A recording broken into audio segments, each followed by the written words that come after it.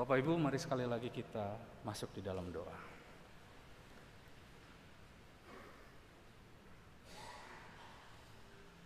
Ya Tuhan, sungguh kami berterima kasih buat hari ini Bapak. Ini adalah anugerah bagi kami ketika kami boleh lagi bersama-sama berkumpul di tempat ini Tuhan. Untuk boleh beribadah, menyerukan nama Engkau bersama-sama di dalam satu kesatuan tubuh Kristus yang nyata, berelasi satu sama lain. Dan kalau kami hari ini Tuhan mau mendengarkan firman Tuhan, mari jadikan hati kami seperti tanah yang subur Tuhan. Supaya benih firman Tuhan boleh tertabur, bertumbuh dan menghasilkan buah di dalam hidup kami. Karena itu Tuhan,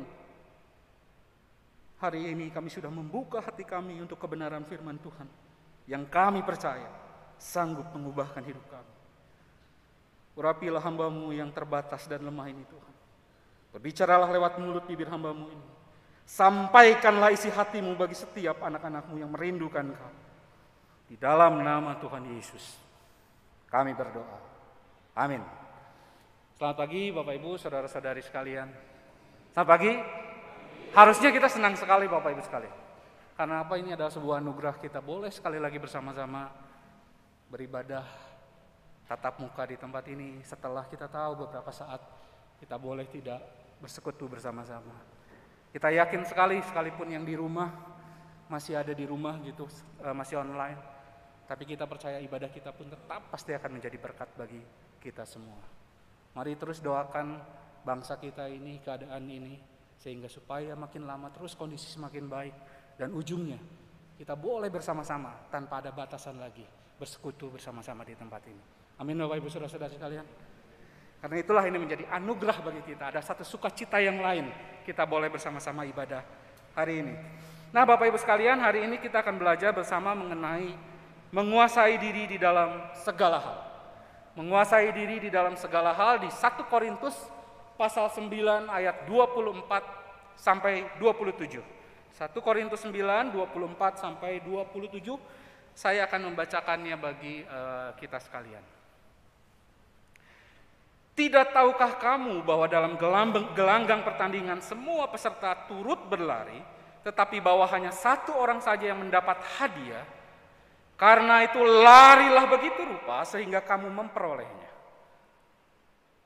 Tiap-tiap orang yang turut mengambil bagian dalam pertandingan menguasai dirinya dalam segala hal.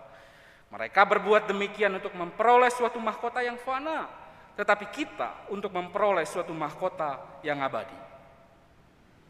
Sebab itu aku tidak berlari tanpa tujuan dan aku bukan petinju yang sembarangan saja memukul. Ayat yang terakhir, tetapi aku melatih tubuhku dan menguasai seluruhnya supaya sesudah memberitakan Injil kepada orang lain, jangan aku sendiri ditolak. Nah Bapak Ibu sekalian, berbicara tentang penguasaan diri, ini adalah satu karakter yang sangat-sangat diperlukan oleh kita. Karena dengan penguasaan diri, kita bisa jauh lebih tenang, kita bisa lebih matang, kita bisa bertindak lebih hati-hati. Sebaliknya ketika kita alpa, kita absen dengan penguasaan diri kita, maka kita akan kehilangan pertimbangan akal sehat kita. Tindakan kita pada ujung-ujungnya akan didorong hanya oleh naluri, oleh emosi, bahkan oleh nafsu yang meledak-ledak. Ujung-ujungnya apa? Ujung-ujungnya tindakan kita itu menghasilkan biasanya kondisi-kondisi yang melibatkan kita pada satu masalah-masalah yang tidak gampang. Akhirnya karena tidak menguasai diri dengan perkataan kita, kita jatuh pada konflik bersama saudara kita, bersama teman kita. Dan kita masuk pada satu kesulitan hidup yang lainnya. Ambil contoh nih Bapak Ibu sekalian ya, nggak jauh-jauh almarhum mama saya. Almarhum mama saya itu punya riwayat hipertensi yang sangat tinggi, jadi darah tingginya tinggi sekali gitu. Suatu kali dia pulang dari satu tempat, dia melihat, ini bukan salah tukang gulenya ya, dia melihat ada roda gule gitu ya, gule sapi, tahu ya yang suka ada di jalan-jalan itu. Entah kenapa itu si roda gule itu mama saya itu seperti rusa yang merindukan air. Jadi dia lihat si Roda itu muncul keinginannya untuk makan gulai. Padahal dia pun tahu bahwa dia nggak boleh makan itu, gitu ya. Tapi karena tidak menguasai diri, akhirnya dia mampir ke sana, dia makan gulai itu. Ujung-ujungnya apa? Semua kita tahu. Ujung-ujungnya masuk di roda gulai itu, keluar di rumah sakit Immanuel. Nah, sebelum pulang gitu ya, setelah perawatan, karena dia pulang dibawa sama orang gitu ya, karena dia limbung, dia tidak bisa menguasai diri, dia jatuh, terus dia akhirnya dibawa sama orang lain gitu ya, ke rumah gitu. Lalu kita bawa ke rumah sakit. Nah, setelah beberapa hari di rumah sakit, terus dokternya bilang begini, "Ibu, ini obatnya," gitu-gitu ya. "Jangan lupa, Bu, nanti kalau udah lebih sehatan lagi, harus menguasai diri. Harus pilih-pilih makanan." Nah, Bapak Ibu sekalian, menguasai diri adalah sesuatu yang penting sekali bagi kita. Karena apa? Karena di dalam keseharian kita itu harus berperang melawan keinginan-keinginan. Sekali lagi, kenapa kita harus menguasai diri? Karena setiap hari kita berperang dengan keinginan-keinginan yang tidak jarang keinginan-keinginan itu menyeret kita untuk masuk bahkan ke dalam tindakan-tindakan dosa. Itu nyata adanya di dalam hati kita. Seperti dikatakan Yakobus di pasal 1 ayat 14-15 dikatakan demikian. Tetapi tiap-tiap orang dicobai oleh keinginan yang sendiri, karena ia diseret dan dipikat olehnya. Dan apabila keinginan itu telah dibuahi, ia melahirkan dosa. Dan apabila dosa itu sudah matang, ia melahirkan maut. Karena itu penting bagi kita bisa menguasai diri kita. Pertanyaannya, bagaimana caranya kita bisa menguasai diri itu? Nah, di dalam firman Tuhan yang barusan kita baca, bersyukur sekali Paulus mengajarkan dua hal bagaimana caranya kita untuk bisa menguasai diri kita. Khususnya konteksnya ini kepada jemaat di Korintus pada waktu itu. Tapi tentu saja pengajaran Paulus ini tetap relevan bagi kita semua di zaman ini. Yang juga sama, di dalam diri kita penuh dengan keinginan-keinginan yang sekali lagi kerap kali keinginan-keinginan ini begitu liar menyeret kita masuk ke dalam dosa. Nah, apa saja cara atau penguasaan diri yang diajarkan Paulus? Yang pertama, kata Paulus, untuk menguasai diri, maka kita harus melatih diri. Bukan hanya sekedar melatih diri, tapi dilakukan dengan ketat sekali. Untuk apa? Melakukannya untuk apa yang Tuhan kehendaki, bukan apa yang kita kehendaki. Menguasai diri itu harus seperti apa, kata Paulus? Kita harus melatih diri dengan ketat. Untuk apa? Untuk melakukan apa yang Tuhan kehendaki dan bukan apa yang kita kehendaki. Nah, untuk menjelaskan hal ini, Paulus memakai gambaran seorang atlet, gitu ya. Gambaran ini sangat terkenal oleh orang yang pada waktu itu diam di kota Korintus, karena pada waktu itu di Korintus nih ada satu pesta olahraga yang sangat terkenal pada waktu itu, namanya Isthmian Games. Nah ini ya, kecil ya, semoga bisa kelihatan ya. Jadi ini tuh pesta olahraga yang diadakan 2 tahun sekali di kota Korintus. Dan orang-orang Korintus itu sangat gemar sekali kepada olahraga. Bahkan bukan orang Korintus saja, kebanyakan orang Yunani itu gemar sama olahraga. Buktinya apa? Setiap tempat yang dikuasai oleh Yunani itu cirinya ada 2. Apa? Yang pertama, gelanggang olahraga. Yang kedua, teater. Jadi di tempat-tempat di mana orang-orang Yunani menguasai, itu biasanya ada 2 tempat ini, gelanggang atau teater. Kenapa? Karena mereka suka sekali. Orang-orang Korintus itu suka sekali sama olahraga. Ketika Paulus berbicara tentang penggambaran lewat olahraga, maka orang-orang sekitar itu ngeh dan paham tentang apa yang Paulus sampaikan, gitu ya. Nah, apa inti dari penggambarannya Paulus ini? Paulus ingin menunjukkan bahwa hidup orang percaya itu sama seperti seorang atlet yang akan bertanding.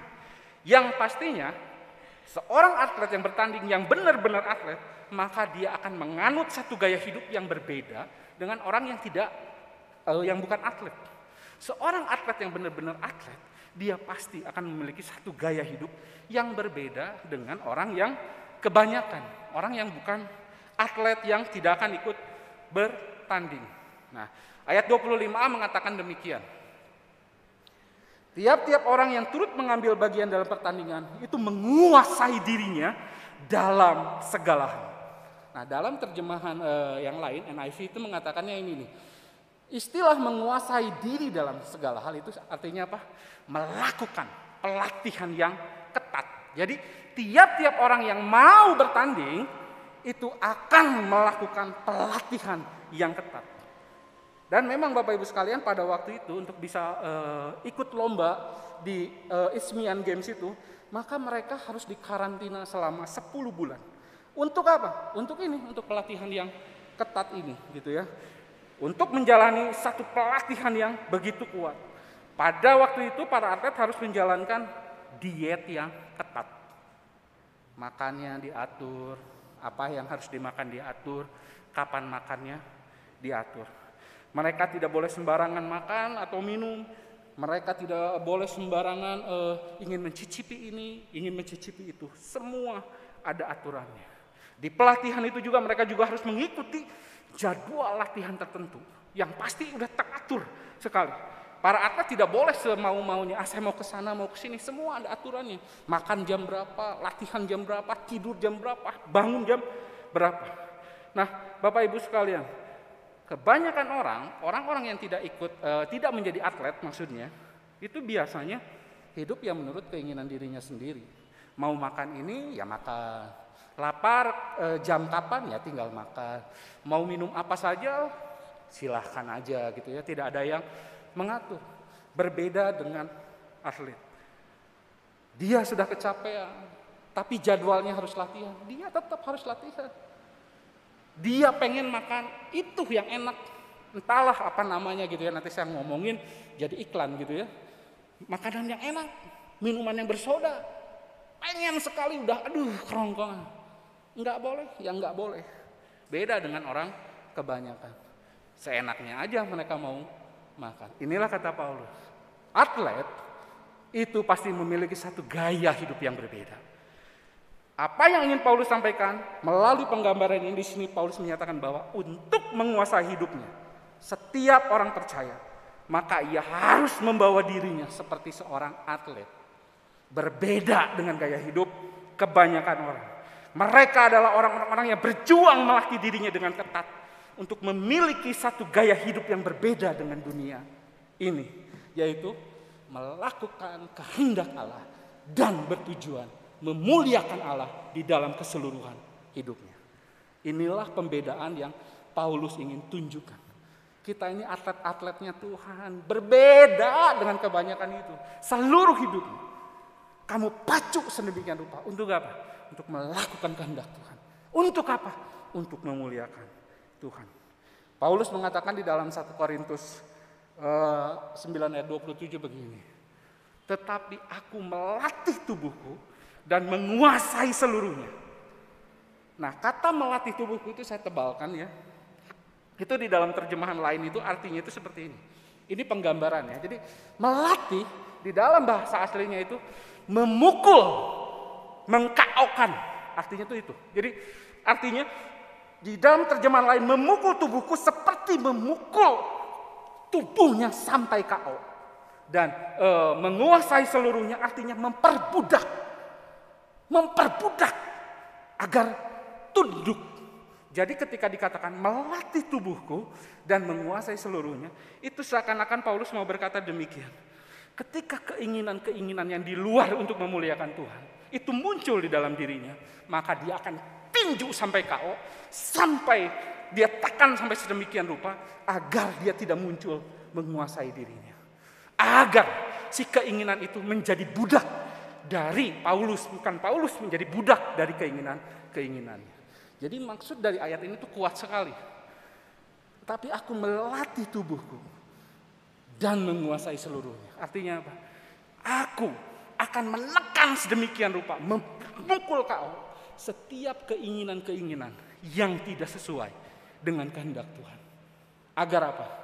agar bukan diriku yang diperbudak oleh keinginan itu, tetapi keinginan itu yang diperbudak, tanda kutip, oleh diriku yang ingin memuliakan Tuhan. Jadi kalimat tetapi aku melatih tubuhku dan menguasai seluruhnya, itu mengandung satu arti yang begitu kuat sekali. Agar tubuh dan keinginan-keinginannya itu benar-benar dikuasai sepenuhnya oleh dirinya Paulus. Agar tubuh dan keinginannya tidak menguasai diri Paulus. Paulus melakukan itu agar apa? Agar ia bisa menaklukkan seluruh hidupnya di bawah Kristus. Kenapa Paulus memukul KO setiap keinginan-keinginan di luar kehendak yang akan memuliakan Tuhan? Karena Paulus ingin menaklukkan hidupnya di bawah Kristus, yang sesungguhnya adalah pemilik tubuh yang sejati dari Paulus dan dari kita semua. Kenapa Paulus melakukan itu? Karena dia tahu siapa tuannya. Kenapa dia melakukan itu? Karena dia tahu siapa yang memiliki tubuhnya. Dia tahu siapa yang memiliki hidupnya. Karena itu dia melakukan itu. Dia persembahkan kepada yang punya hidupnya, kepada yang punya tubuhnya. Nah, Bapak Ibu sekalian, sebagai orang percaya, maka kita pun harus memiliki gambaran pelatihan diri seperti Paulus ini. Dengan begitu ketat untuk dapat mengendalikan seluruh tubuh kita, seluruh keinginan-keinginan kita di hadapan Tuhan.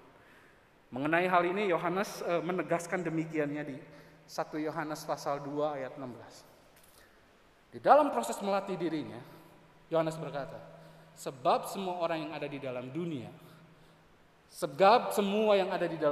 yaitu keinginan daging, keinginan mata, serta keangkuhan hidup, itu bukan berasal dari Bapa, itu semua dari dunia. Kata Yohanes, itulah yang harus kamu pukul KO ketika keluar di dalam diri kita. Yohanes masih tidak terlalu kuat ya, bandingkan dengan apa yang Yesus katakan sendiri. Bandingkan dengan apa yang Yesus katakan. Maka jika matamu yang kanan menyesatkan engkau, bukan hanya sekedar pukul KO, cungkillah dan buanglah itu. Karena lebih baik bagimu jika satu dari anggota tubuhmu binasa, daripada tubuhmu dengan utuh dicampakkan ke dalam neraka. Ini Tuhan Yesus yang bilang. Paulus masih bilang, aku pukul dengan KO. Tuhan Yesus bilang, kalau tanganmu membawa kamu pada kesesatan, membawa kamu jauh pada Tuhan, potonglah. Jika matamu enggak oke, membawa engkau tidak memuliakan Tuhan, cungkillah. Apa perasaan Bapak Ibu sekalian ketika Tuhan Yesus sendiri mengatakan hal ini? Bukankah ada sesuatu di dalam hati kita ketika kita mencerminkan apa yang telah mata kita lakukan, apa yang telah tangan kita lakukan, apa yang telah mulut kita lakukan? Berapa banyak mata kita harus kita cungkil? Berapa banyak tangan kita harus kita potong? Berapa banyak kaki kita harus kita potong? Maksud pernyataan dari Tuhan Yesus agar kita semua menyadari bahwa sesungguhnya menjadi orang percaya itu melatih begitu ketat agar tidak ada celah untuk bisa dosa hidup di tengah-tengah kita semua. Jika matamu enggak oke, bukan ditonjok, cungkil keluar. Bapak Ibu sekalian, kita harus sekali lagi memilih dengan tegas, dengan serius. Apakah hidup kita mau bawa ke dalam kehendak Tuhan, ataukah kita tetap mau kita bawa dalam kehendak diri kita yang kerap kali itu diwarnai dengan dosa. Apakah kita mau hidup kita bawa dengan sesuka-sukanya kita sendiri, ataukah kita mau dituntun sesuai dengan kehendak Tuhan? Tentu saja kita rindu hidup sesuai dengan kehendak Tuhan. Kita rindu dituntun oleh Tuhan. Untuk itu mari Bapak Ibu sekalian, maka kita harus berlatih untuk membiasakan diri melakukan segala sesuatu di dalam tubuh kita ini sesuai dengan apa yang diinginkan oleh pemiliknya, oleh yang punya kehidupan kita. Siapa? Tuhan kita. Hal ini membutuhkan satu perjuangan yang sangat berat, sebab selama bertahun-tahun kita sudah terbiasa menggunakan tubuh kita untuk selera kita, untuk kesenangan kita. Dalam tubuh kita ini sudah terekam berbagai hasrat kedagingan. Itu nempel memori-memori yang enak itu seperti apa, yang ingin kita mau rasakan itu yang seperti apa. Itu tuh terekam kuat. Hasrat daging tersebut selalu menuntut untuk dipuaskan. Dan biasanya seseorang yang belum bisa menguasai tubuhnya, ketika hal-hal itu belum bisa dipuaskan, maka dia terus akan meminta dan mendorong bagi kita untuk dipuaskan. Tentu saja Bapak Ibu sekalian, apa yang saya katakan ini pertama-tama bukan buat Bapak Ibu sekalian, pertama-tama buat saya sendiri. Karena apa? Karena kita juga bergumul di dalam hal ini. Kita bergumul untuk masalah yang di dalam hati ini. Kita bergumul dengan keinginan-keinginan yang menarik begitu kuat ini. Ini tidak mudah. Namun jika kita membuka diri, maka Roh Kudus akan menolong kita. Karena seperti Galatia 5 katakan, penguasaan diri itu bukan karya orang di dunia. Penguasaan diri itu bukan karakter dunia. Penguasaan diri itu karakter sorgawi. Dia bagian dari buah roh. Kita hanya bisa mendapatkannya. Kita bisa melakukannya kalau kita melibatkan Roh Kudus di dalam prosesnya. Buka diri, Roh Kudus akan menolong kita di dalam perjuangan ini. Dan sampai akhirnya kita bisa mengatakan seperti yang Paulus katakan, hidupku bukan aku lagi, tetapi Kristuslah yang hidup di dalam aku. Hidupku bukan aku lagi, tetapi Kristuslah yang hidup di dalam aku. Dan salah satu prinsip yang paling penting yang harus kita pegang, kalau kita mau berhasil melatih dengan ketat diri kita, sekali lagi ini akan saya simpan juga buat diri saya. Satu prinsip yang harus kita pegang, agar kita bisa menguasai hidup kita sesuai dengan kehendak Tuhan. Ini harus kita sadari terus menerus. Kita harus hayati terus menerus bahwa tubuh kita, bahwa hidup kita bukan milik kita sendiri.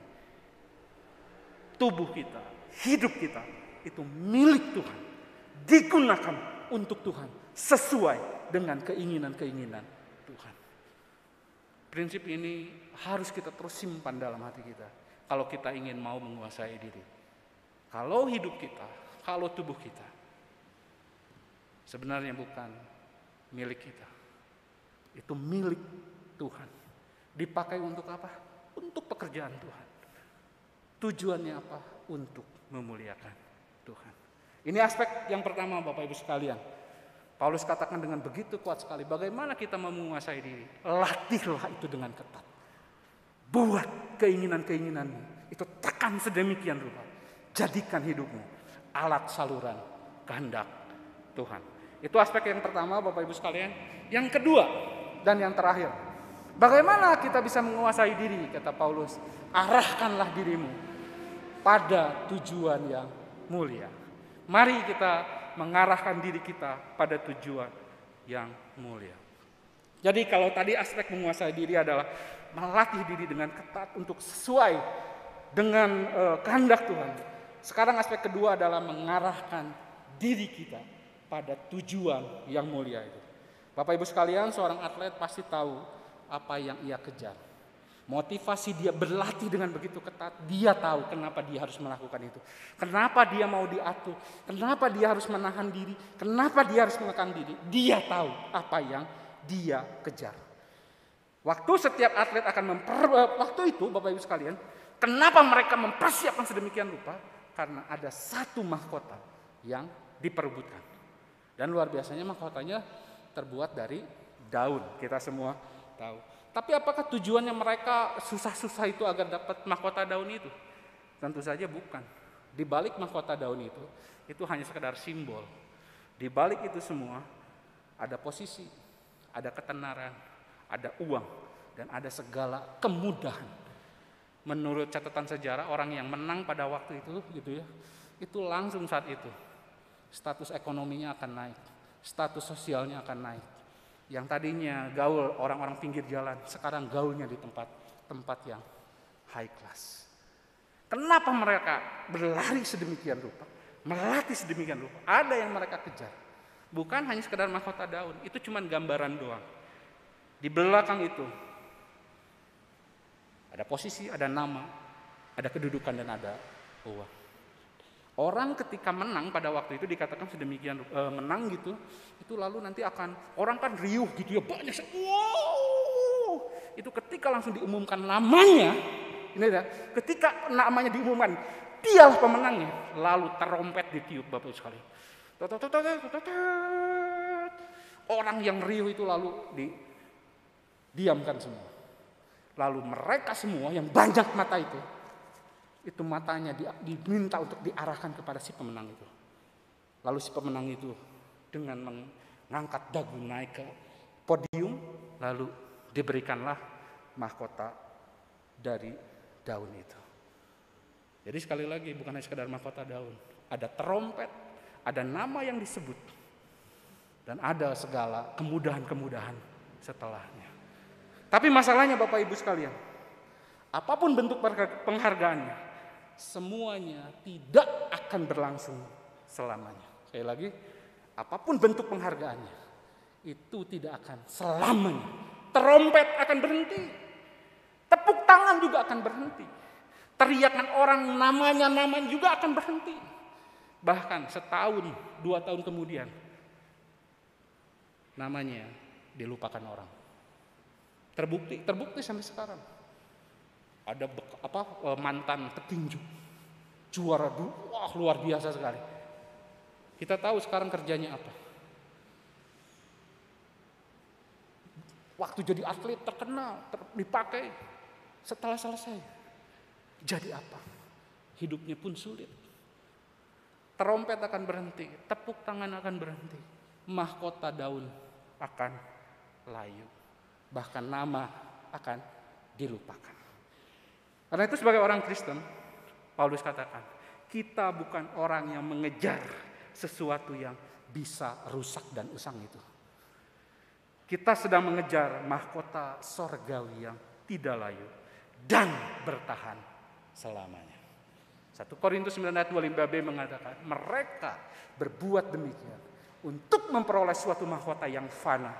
Tetapi kita berbuat demikian untuk memperoleh suatu mahkota yang abadi. Yang kita kejar adalah mahkota yang kekal, yang akan Tuhan anugerahkan di dalam pertandingan hidup kerohanian kita, di dalam hidup kita. Karena itulah maka harusnya Bapak Ibu sekalian, ketika kita memahami ini, itu harus dengan segala upaya, waktu kita, tenaga kita, potensi kita diarahkan untuk menang. Demikian pula juga kita seharusnya mengarahkan diri kita itu pada mahkota surgawi itu. Paulus enggak hanya asal ngomong Bapak Ibu sekalian. Filipi 3 ayat 13-14 mengatakan, aku melupakan apa yang kata orang itu enak sekali pada waktu hidupnya. Yang tinggi itu hidupnya. Aku melupakan apa yang telah di belakangku dan mengarahkan diri kepada apa yang di hadapanku. Dan bukan hanya menghadapkan, aku berlari-lari kata Paulus kepada tujuan itu. Untuk apa? Untuk memperoleh hadiah, yaitu panggilan surgawi dari Allah dalam Kristus Yesus. Melalui ayat ini Paulus jelas memberi satu teladan bagi kita. Dia arahkan mata hatinya, hidupnya pada hadiah surgawi itu. Sehingga dengan demikian hidupnya tidak lagi mencari hal-hal yang lain. Dia fokus, dia tidak cari tepuk tangan, dia tidak mau sedang menunggu trompet, dia tidak cari pujian orang, dia tidak tunggu kedudukan, dia tidak cari kekayaan, dia tidak cari ketenaran, apalagi wanita. Paulus tahu benar apa yang sedang ia kejar. Karena itulah Paulus bisa menguasai dirinya. Paulus tidak dikuasai lagi oleh hal-hal di luar tentang pengejaran akan hal-hal yang kekal ini, yang bernilai kekal itu. Karena itulah maka Paulus bisa fokus, dia bisa menguasai dirinya. Nah, mengenai hal ini Bapak Ibu sekalian, sebenarnya bukan hanya Paulus, bahkan Tuhan sendiri itu menunjukkannya kepada kita bagaimana ia menguasai dirinya. Bahkan bukan hanya menguasai dirinya, dia mengosongkan dirinya. Untuk apa? Untuk mau taat mengikuti semua kehendak Tuhan. Sekalipun iblis mencobai dia untuk menggagalkan rencana dia. Sekalipun muridnya ada yang pernah menghalang-halanginya untuk melakukan panggilannya. tapi ia bisa menguasai dirinya. Dia memfokuskan hidupnya pada tujuan untuk kehendak Tuhan. Karena itu ya Tuhan, memang cawan ini berat Tuhan. Kalau boleh lalu Tuhan. Tetapi di dalam penguasaan diriku, aku mengarahkan itu kepada kehendak Engkau. Aku mengarahkan pada hal-hal yang surgawi. Karena itu, sekalipun keringatku pecah seperti darah, tapi biarlah hidupku menjadi jalan kehendak Tuhan. Karena itulah maka kita semua bisa mengalami keselamatan seperti ini.